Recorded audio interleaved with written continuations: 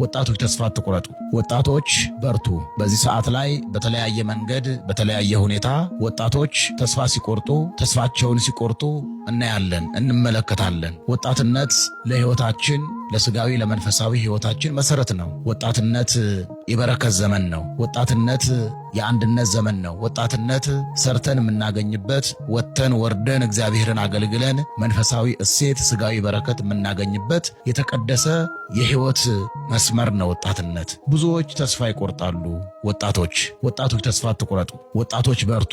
አይሳካም ያላችሁ ተሳክቶ፣ ጎደለ ያላችሁት ሞልቶ፣ የራቀ የመሰላችሁ ቀርቦ፣ አጣሁ ያላችሁት አግኝታችሁ የምትደሰቱበት፣ ሰላም የምታገኙበት፣ የምትረጋጉበት፣ የምትሰክኑበት፣ ነፍሳችሁን እንደ ንስር የምታድሱበት፣ በሰዎች መካከል፣ በዘመድ መካከል፣ በጎረቤት መካከል፣ በጓደኞቻችሁ መካከል የምትከብሩበት፣ ከፍ ከፍ የምትሉበት ዘመን ሩቅ አይደለም።